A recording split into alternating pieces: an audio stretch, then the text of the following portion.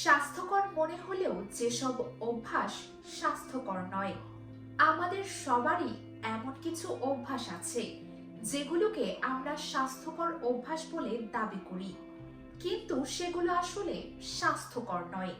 আজকের ভিডিওতে আসুন জেনে নিই সেসব স্বাস্থ্যকর অভ্যাস সম্পর্কে যেগুলো আমাদের ভালোর চেয়ে খারাপ বেশি করছে।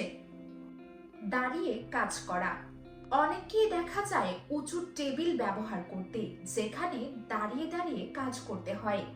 4,000 প্রাপ্তবয়স্ক আমেরিকানের উপর করা একটি দীর্ঘমেয়াদী গবেষণা থেকে বলা হয়, দাঁড়িয়ে কাজ করার মধ্যে তেমন কোনো সুফল নেই, বরং এটি মানুষকে ধীরে ধীরে মৃত্যুর দিকে ঠেলে দেয়।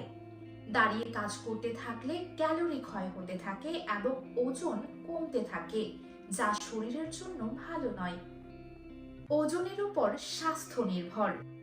অনেক ডাক্তার বলেন যে আপনার উচ্চতা অনুযায়ী যদি ওজন ঠিক থাকে তাহলে আপনার স্বাস্থ্য ভালো আছে। তারপর তারা আপনাকে একটি রঙিন খাদ্য তালিকা ধরিয়ে দেন, কিন্তু প্রকৃতপক্ষে এটি ভুল ধারণা। কারণ অনেক সময় ওজন ঠিক থাকলেও শরীরে ফ্যাট থাকতে পারে অনেক, যা ওজনের সঙ্গে তারতম্য ঠিক রাখে কিন্তু সুস্বাস্থ্যের সঙ্গে সমতা বজায় রাখে না। এতে করে টাইপ 2 ডায়াবেটিস হতে পারে। শুষ্ক খাবার এড়িয়ে চলা।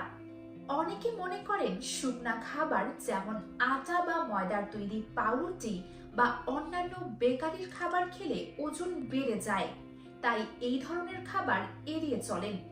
কিন্তু প্রকৃতপক্ষে এই খাবারগুলো খেলে ওজনের খুব বেশি তারতম্য হয় না, বরং এটিতে ফাইবার বেশি থাকে, যা হালকা ক্ষুধায় অন্যান্য ফাস্টফুড খাবারের তুলনায় বেশ ভালো। বাদাম দুধ।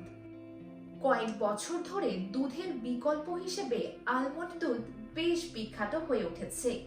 আলমন্ডে প্রচুর পরিমাণে প্রোটিন থাকে, কিন্তু এক গ্লাস আলমন্ড দুধে মাত্র 2% আলমন্ড থাকে, যাতে প্রোটিনের আশা করা একদমই বোকামি।